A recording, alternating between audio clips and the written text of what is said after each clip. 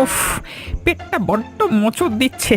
দাদার বাড়িতে এতদিন পরে এলাম, দাদা পেট পুড়ে খাইয়েছে। এত রাতে অন্ধকারে কোথায় যে যাব তাই ভাবছি। এ গ্রামের সবাই আমাদের ভয়ে তটস্থ হয়ে থাকে। সন্ধ্যা হতে সবাই বাড়ির দরজা জানালা বন্ধ করে দেয়। বাড়ির বাচ্চারা খেতে না চাইলে তাদের বাবা মারা বলে ডাকাত রুদ্র সিং এখনো বেঁচে আছে, শেষে সবাইকে শায়েস্তা করবে। এই গ্রাম আমাদের অধীনেই থাকবে। ওরে বাবা, এত রাতে তো শুনেছি এদিকের সবাই ঘুমিয়ে পড়ে, তাই তো দেখলাম সন্ধে হতেই সবাই বাড়ির দরজা জানালা বন্ধ করে দিত। কিন্তু মনে হচ্ছে কোথা থেকে যেন একদল উন্মত্ত ঘোড়া এইদিকেই তো ওড়ে আসছে। কে রে, কোন মানুষের বাচ্চা তুই? এত বড় সাহস তোর! রাতের বেলা এখানে ঘুরছিস? তুই জানিস আমরা কে? ওরে বাপ রে বাপ, এ তো দেখছি ভূতের দল। ভুতুরে ডাকাত রে বাবা, বাঁচাও মাগো বাঁচাও।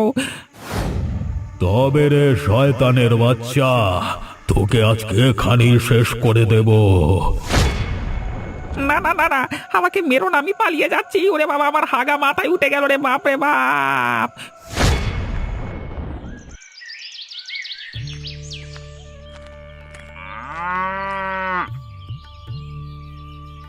জয় হোক, গৃহস্থের জয় হোক, মঙ্গল হোক তোমাদের।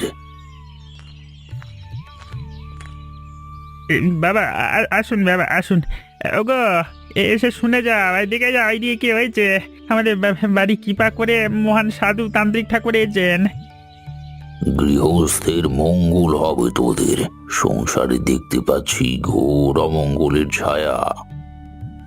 আগে বাবা কি বলছেন ঠিক বুঝতে পারছি না। বউটা গেছে জল আনতে, আপনাকে যে কিভাবে আদর আপ্যায়ন করবো কিছু বুঝতে পারছি না বাবা। শোন, আমি যেখানেই যাই সেখানেই বুঝতে পারি যে কিছু না কিছু গন্ডগোল চলছে। গৃহস্থের যদি মঙ্গল চাস তবে আমার কথা শোন। হ্যাঁ বলুন না, আপনি যা বলবেন আমি তাই শুনবো। আসলে আমরা গরিব সাধারণ মানুষ তো, এত কষ্ট করে পেটের ভাত জোগাড় করতেই মাথায় ঘাম পায়ে পড়ে যায়। আমাদের বাড়ি আপনি দয়া করে এসছেন যখন, তখন আপনার আদেশ শিরোধার্য। হ্যাঁ ঠিক আছে, এক রাতের জন্য আশ্রয় দে আমাকে। আমি সব ঠিক করে দেব বুঝে শুনে ভালো করে। এ তো আমার পরম সৌভাগ্য। গ্রামে এতগুলো বাড়ি থাকতে আপনি আমার বাড়িতে যখন এসেছেন তখন আপনি সসম্মানে থাকবেন।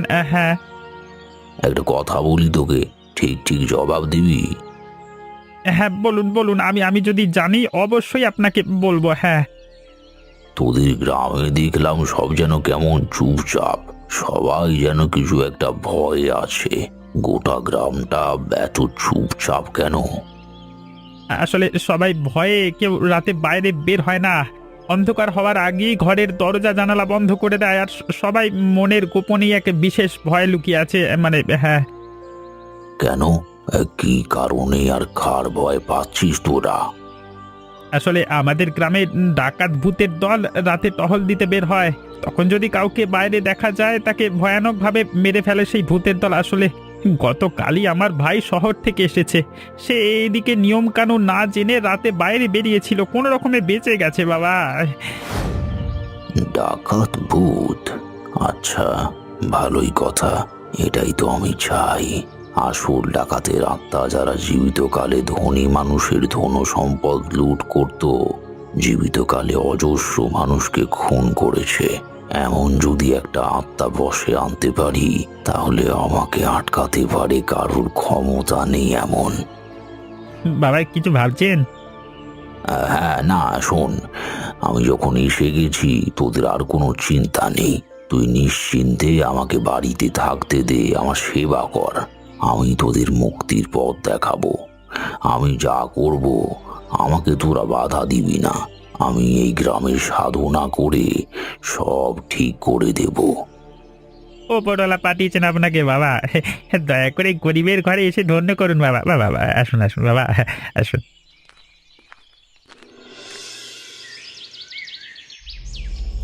আয়, শুনেছি তোর খুব ক্ষমতা।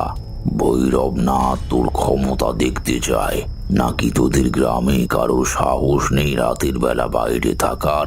তাকিয়ে দেখ, আমি আছি, এই ভৈরবনাথ আছে। সাহস থাকে তো আমার মোকাবিলা কর। ও ওই আসছে মনে হচ্ছে। আয়, সাহস থাকে তো আমার মুখোমুখি এসে দাঁড়া। আমি তোর লাভের জন্য আমার কাছে ডাকছি তোকে। কে তুই? এত সাহস তোর কি করে হলো? আমাদের এলাকায় তো রাতে বসে আছিস, তারপর আমাকে ডাকছিস? তুই জানিস আমি কে? তোমার পরিচয় আমি আগেই পেয়েছি রুদ্র সিং। তুমি আমার পরিচয় জানো না, শুনে রাখো আমার পরিচয়। আমি হলাম কালজয়ী মহাশক্তিশালী তান্ত্রিক সাধক ভৈরবনাথ। তোমাদের বশে আনতে এসেছি। এখন থেকে তোমরা আমার বশে থেকে আমার আজ্ঞা অনুযায়ী কাজ করবে। আর তোমাদের লুট করা যত লুকোনো ধন আছে সব তোমরা আমাকে দাও।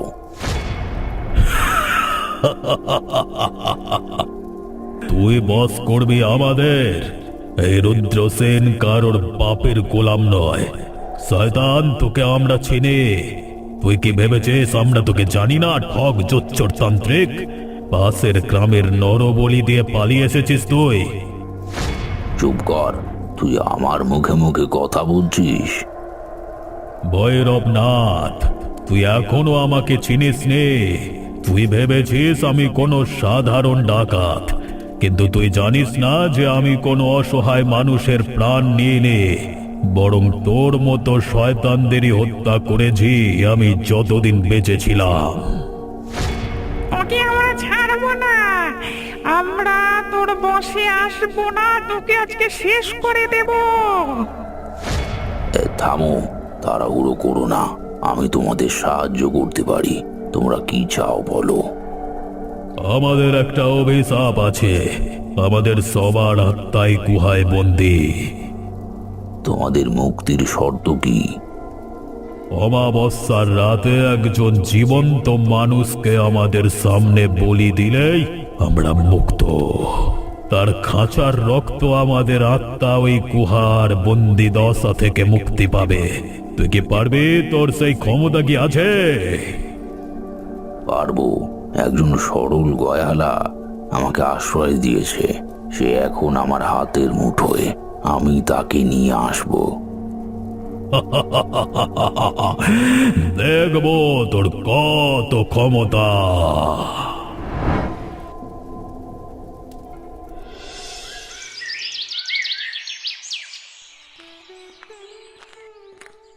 কিরে মাধব, আজকে এত আসতে দেরি করলি যে?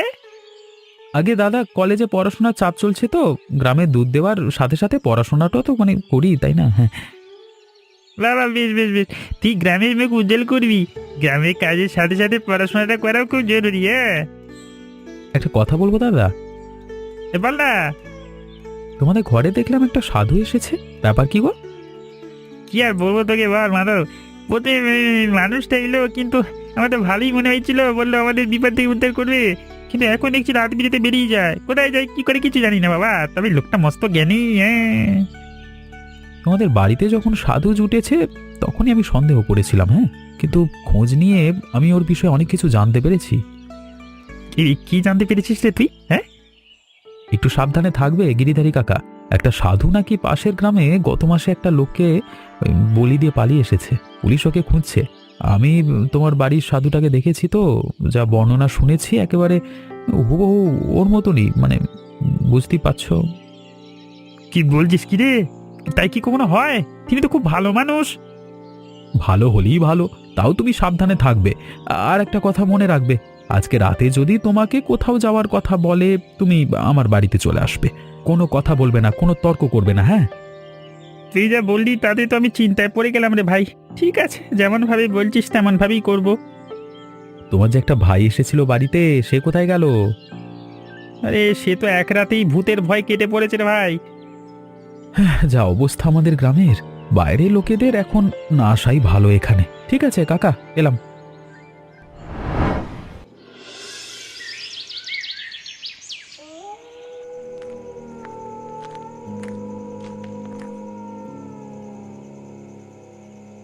তোরা কি জানিস তোরা খুব ভয়ানক বিপদের মধ্যে আছিস?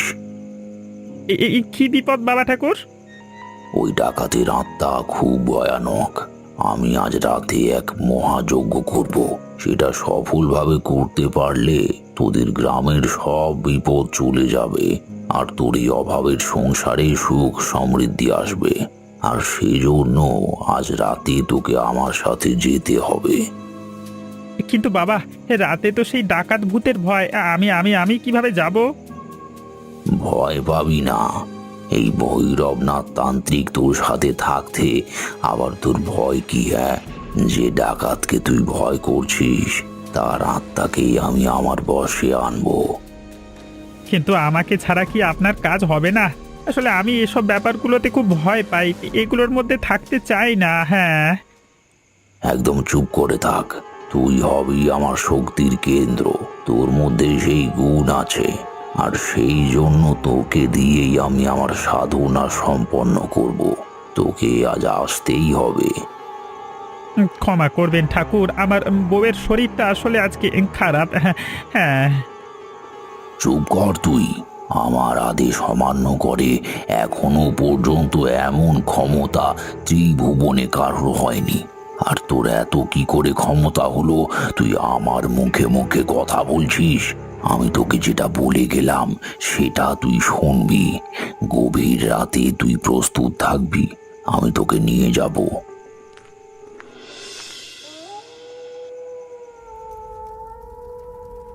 বাবাজি, আর কতক্ষণ এখানে বসে থাকতে হবে? আমার যে খুব ভয় করছে বাবাজি। আজ তোর জীবনের সব থেকে কল্যাণের দিন। কেন বাবা, কি হবে? তাকিয়ে দেখ কি হয়। কোথায় তুমি ডাকাতের সর্দার? আমাদের মধ্যে যা সন্ধি হয়েছিল তার শর্ত পূরণ করার জন্য আমি তোমাকে আহ্বান করছি। তোমার শিকার তোমার সামনে এসে হাজির হয়েছে। কি বলছেন কি বাবা? শিকার মানে কি? চুপ করবে আদব। এই গ্রামের কল্যাণে, ডাকাতের বংশের উদ্ধারের কল্যাণে তোকে আমি আজ বলি দেব। তাতে ডাকাতের দলের মুক্তি হবে, আর তোদের এই গ্রাম চিরতরে ভূতের কবল থেকে মুক্ত হয়ে যাবে। তুই তো বলেছিলিস মুক্তি দিতে। হে বাবা, আমাকে দয়া করুন, আমার পরিবার আছে, আমি মরতে ভয় পাই, আমাকে ক্ষমা করে দিন বাবা। ক্ষমা? এই ভৈরবনাথের হাত থেকে কোনোদিন কেউ পালাতে পারেনি, আর পারবেও না। ওরে বাবা, ওরে বাবা, ওই আসছে, ডাকাতের সর্দার আসছে। হ্যাঁ, আসছে। আর ওই সামনে গুহা দেখছিস, ওর ভিতরে লুকোনো আছে ওদের আত্মা। তোর গলা কেটে কাঁচা রক্তে স্নান করিয়ে ওদের আত্মাকে আমি বন্দি করব। তুমি এটা শয়তান ভণ্ড সাধু, আমি কেন এলাম? ভণ্ড তোর বাবা, আমাকে ভণ্ড বলিস তুই? তোর গোষ্ঠীকে খুন করে আমি তার রক্তে সাধনা করবো রে ছোট লোক। দেখ, ওরা এসে পড়েছে। ভৈরবনাথ, কোথায় তোমার বলি? সময় হয়ে গেছে। আজকে রাতে যদি আমাদের মুক্তি দিতে না পারো, তাহলে তোমাকেই আমি এ জগৎ থেকে চিরকালের জন্য মুক্তি দিয়ে দেব। এ সর্দার, আমার প্রতি দয়া করো, আমাকে বাঁচাও। এই যে তোর বলি, এক্ষুনি আমি শেষ করব। থামো শয়তান ভৈরবনাথ। আমি জানি তুমি একটা বদমাইশ ভণ্ড লম্পট। তুমি পাশের গ্রামেও একজনকে বলি দিয়েছো, আমি সব খবর পেয়ে গেছি। ছেড়ে দে আমাকে, ছেড়ে দে বলছি। না না, ছাড়া হবে না। আজকে তোমার একদিন কি আমাদের একদিন। এই নাটক আমরা শুনবো না। আমাদের বলি চাই। হয় এই লোকটার বলি হবে, না হলে ভৈরবনাথ তুই মরবি। আমাকে মারতে পারিস এত ক্ষমতা এখনো তোর হয়নি রে সামান্য ডাকাতের সর্দার। তুই কি ভাবছিস এই গ্রামের ছোট লোকগুলো আমাকে শাস্তি দেবে? হা হা হা হা। ওরা সবাই কিন্নর মতো মরবে। আমি একটা মন্ত্র পড়লে সবাই ভস্ম হয়ে যাবে। আরে বাবা, একটা বিপদ থেকে বাঁচতে গিয়ে আর একটা বিপদের মধ্যে জড়িয়ে পড়লাম। রক্ষা করো আমাকে। কাকা, তোমার কিচ্ছু হবে না, তুমি একদম চিন্তা করবে না। সাধু, বল তুই কেন এমন করছিস? তোর কি মরবার ইচ্ছে হয়েছে আমাদের হাতে মার খেয়ে? তুই একটা গরিব সাধারণ মানুষের বিশ্বাসের সুযোগ নিয়ে তার বাড়িতে আশ্রয় নিয়ে তাকে মারতে চাইছিস নিজের স্বার্থের জন্য? এই বন্ডটা আমাকে বলেছিল বলি দিয়ে আমাকে উদ্ধার করবে। বাবা, বাবা তুমি শান্ত হও। ওরে বাবা, তুই গেরে। এটা আবার কেমন ভূত? ভূতকে বাবা বাপ বলে ডাকছে কি? আমি জীবিত হয়েও এতদিন বাবার ভুতুড়ে দলের সাথে ঘুরে বেরিয়েছি, শুধু একটাই কারণে, যাতে বাবা কোনো খারাপ কাজ কোনোদিন করতে না পারে রাগের বশে। বাবা, বেঁচে থাকা অবস্থায় তুমি অনেক খারাপ কাজ করেছো, কিন্তু দয়া করে আজ মরে যাবার পরেই অসহায় মানুষটাকে মেরে ফেলো না। কিন্তু ওদের মধ্যে কেউ যদি না মরে তাহলে আমাদের যে মুক্তি হবে না। তোদের বাবা ছেলের নাটক তোরা বন্ধ কর। এই ভূতের দল আমাকে বলেছিল বলি দিতে, আমি ইচ্ছা করে বলি দিইনি। এখন ভালো হয়েছে, এই গোয়ালাকে বলি দিতে হবে না। যখন তোদের অথই দরদ, ডাকাতের হাত থেকে বাঁচার জন্য ডাকাতের ছেলেকে বলি দাও। না রে শয়তান, না, বিচার আমি করব আজ। শয়তানের রক্তে শয়তানের পুজো করবার নিয়ম। তার মানে? সাধু, তোর মতো একটা খারাপ আত্মা যে শুধু মানুষের রক্ত চায়, তোকে আজ আদিম অভিশাপের অংশ করে বাকিদের মুক্ত করব। না না, আমাকে আমাকে ছেড়ে দাও। আমাকে বাঁচতে দাও। আমি আমি আমি বাঁচতে চাই। বাঁচাও, বাঁচাও। তোর মুক্তি নেই। তুই কি ভেবেছিলিস তুই আমাদের ফাঁসিয়ে নিজে বেঁচে যাবি? ওটা কি হলো? ওকে নিয়ে কোথায় গেল ওরা? এবার ভণ্ড সাধুর শাস্তি হবে। তোমাদের বিশ্বাস নিয়ে যারা ছেলে খেলা করেছে তাদের শাস্তি তোমাদের সামনেই হবে। এখন থেকে গুহার ওই গর্তের মধ্যে আটকে থাকবে ভৈরবনাথ। বাবা অমর, আমরা ভুল করেছি। এখন বুঝতে পারছি আমরা আমাদের ভুল। তাই যাদের সামনে আমি ভুল করেছি তাদের সামনে আমি প্রায়শ্চিত্ত করছি। বেঁচে থাকা অবস্থায় এত পাপ করেছি বলেই আমাদের মুক্তি পাওয়া সহজ নয়। অভিশাপ ততদিন থাকবে যতদিন এই গুহা আছে। গ্রামের লোকেদের বলো তারা যেন রাতে না বেরোয়। কিন্তু বাবা, তারপরেও তুমি আসবে? আপনি তো জানেন যে আপনাকে দেখে গ্রামের সবাই ভয় পায়, তারপর আপনার আসবার কি দরকার? আমরা সবাই খুব ভয়ে ভয়ে আছি, আপনি বিশ্বাস করুন। আমরা আসবো, কিন্তু এখন থেকে অন্য রূপে।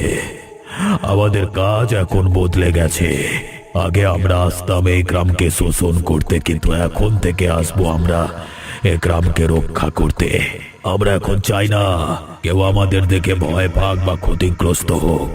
তোমরা চাইলে বেরোতে পারো, কিন্তু আমাদের দেখে তো ভয় পাওয়ার কোনো কারণ নেই তোমাদের। এই হচ্ছে বাবা তোমার আসল রূপ। তুমি এখন থেকে এই গ্রামের রক্ষক। আমি এতদিন তোমার ছেলে হওয়ার কারণে বেঁচে থেকেও মরা মানুষের মতো বেঁচেছি। এখন থেকে আমি গর্বের সাথে মাথা উঁচু করে বাঁচব। সবাই জানবে যে আমি এই গ্রামের একজন রক্ষকের ছেলে। আর আমরা সবাই সুখে শান্তিতে থাকবো যে আমাদের গ্রামে কোনো অবিচার হবে না। আর কোনো দিন এমন কোনো শয়তান সাধু এসে আমাদের ক্ষতি করতে পারবে না, কারণ আমাদের রক্ষক স্বয়ং রুদ্র সিং। তবে আবার আরো একটা প্রায়শ্চিত্ত করা বাকি আছে। আর কি প্রায়শ্চিত্ত বাবা?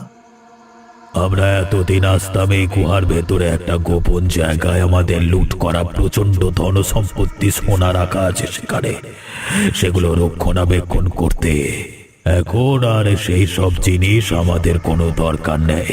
সে জিনিস আমি বহুকাল বহু বড় লোকের থেকে লুট করে সঞ্চিত করেছিলাম। এখন তোমার দায়িত্ব গ্রামের এই সাধারণ মানুষগুলোর মধ্যে জিনিসগুলো বিলিয়ে দিয়ে আমাদের জন্য ভালো কিছু করা। আচ্ছা বাবা, আমি তোমার আদেশ অক্ষরে অক্ষরে পালন করব। হ্যাঁ, গ্রামের গরিব মানুষগুলো বড় অসহায়। তারা যদি এই ধনসম্পত্তি পায় তাহলে তাদের জীবন বদলে যাবে। আমার বউটা চিকিৎসার অভাবে বড় কষ্ট পাচ্ছে। সারা জীবন আমরা মনে রাখবো এই দয়ালু ডাকাত সর্দারকে। এখন আমার যাবার সময় হয়ে গেছে। আমি প্রতি রাতে আসব তোমাদের রক্ষা করতে। এখন থেকে নির্দ্বিধায় তোমরা ঘুরবে। জয় হোক। জয় হোক, বলো ডাকাত সর্দারের জয় হোক।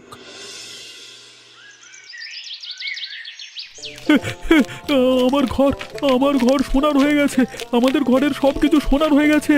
এমন অসম্ভব কি করে সম্ভব হলো? আমাদের ভাগ্য ফিরে গেছে, মনে হচ্ছে আমরা স্বর্গে আছি। ম্যাডাম, দেখতে পাচ্ছ এমন অসম্ভব কি করে সম্ভব হলো বলো তো? তাহলে দেখতে পাচ্ছ সবাই, ডাকাত ভূতের দল আসলে আমাদের শত্রু নয়। তারা এখন থেকে সত্যি আমাদের রক্ষক হয়ে উঠেছে। কালকে রাতে সর্দার যে কথা দিয়েছিল, আজকে সকাল হওয়ার আগেই সেই কথা পূরণ হয়েছে।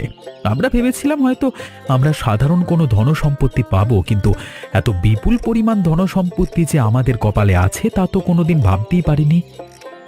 হ্যাঁ, এই সব তারাই দিয়েছেন, কিন্তু এসব কিছু তাদেরই উপহার। তোমরা মনে হচ্ছে খুব অবাক হয়ে গেছো। সত্যি আমরা অবাক হয়ে গেছি। এই গ্রামে যারা কদিন আগে দুবেলা খেতে পারত না, তাদের কপালে এমন সৌভাগ্য তারা বিশ্বাস করতে পারছে না। বাবা বেঁচে থাকা অবস্থায় হয়তো অনেক খারাপ কাজ করেছে। এখন তোমাদের কাছে একটাই অনুরোধ যে বাবার দেওয়া কথা অনুযায়ী এই সব কিছু এখন থেকে তোমাদের হলো। কিন্তু তোমরা একটু প্রার্থনা করো যাতে বাবা আর তার দলবল একটু কম কষ্ট পেয়ে যেন মুক্ত হয়ে যায়। আমরা সবাই প্রার্থনা করব। আর তুমি আমাদের পরম বন্ধু হলে। আসল কথা, তুমি আমাদের প্রাণ বাঁচিয়েছো। আমি আশা করি বাবা এবার ধীরে ধীরে মুক্ত হয়ে যাবে। বাবার আত্মা আর ওই গুহাতে বন্দি থাকবে না। তিনি মুক্ত হয়ে আর 5 জন সাধারণ মানুষের মতো এই গ্রামের একজন হয়ে থাকবেন।